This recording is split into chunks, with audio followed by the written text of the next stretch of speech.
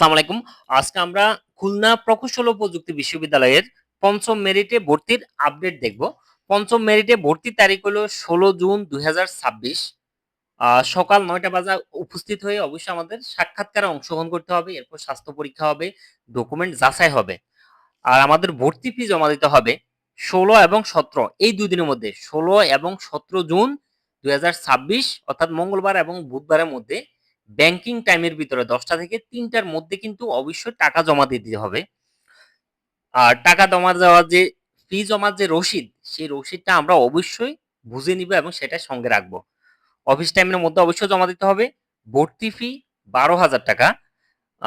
এটা দিতে হবে জনতা ব্যাংক কুয়েট শাখায়, মানে ক্যাম্পাসের ভিতরেই যে শাখাটা আছে জনতা ব্যাংকের, সেই শাখায় আমরা টাকা জমা দিব এবং রসিদটা সংগ্রহ করব।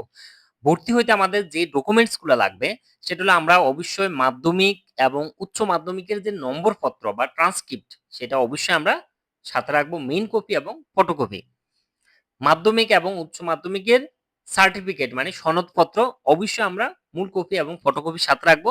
যেটা চাই সেটা দিব, না দিয়ে যদি কাজ হয়ে যায় সেটা দিব না, আমরা সাথে রেখে দেব। কিন্তু আমরা অবশ্যই সবকিছু সাথে রাখবো।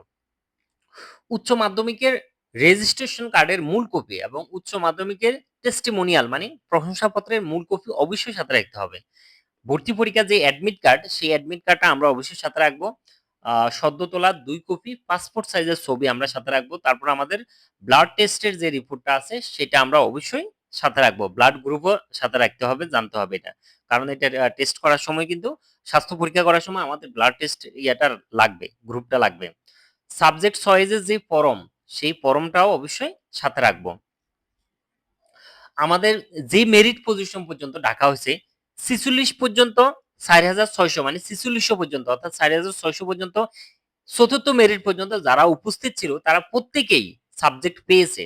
যেহেতু প্রতিবারেই যারা ডাকা হয়েছে সবাই সাবজেক্ট পেয়েছে, এবারও ৪,৬০১ থেকে ৫,৫০০ পর্যন্ত নতুন করে ডাকা হয়েছে পঞ্চম মেরিটে। এক্ষেত্রে যদি এমন হয় যে আসন যেটা খালি ছিল প্রতিবার যত ডাকছে সবাই কিন্তু সাবজেক্ট পেয়েছে, এবার যদি এমন হয় যে আসন যতগুলো আছে তার চেয়ে উপস্থিতির পরিমাণ বেশি হয়, তাহলে সেক্ষেত্রে তাদেরকে উপস্থিতির যারা সাবজেক্ট পাবে না তাদের জন্য আরেকটা তালিকা তৈরি করা হবে। পরবর্তীতে আসন খালি হওয়ার সাথে সাথে তাদেরকে ডাকা হবে। এটাই ছিল আমাদের কুয়েট পঞ্চম মেরিটে ভর্তির সর্বশেষ আপডেট। ধন্যবাদ। আসসালামু আলাইকুম।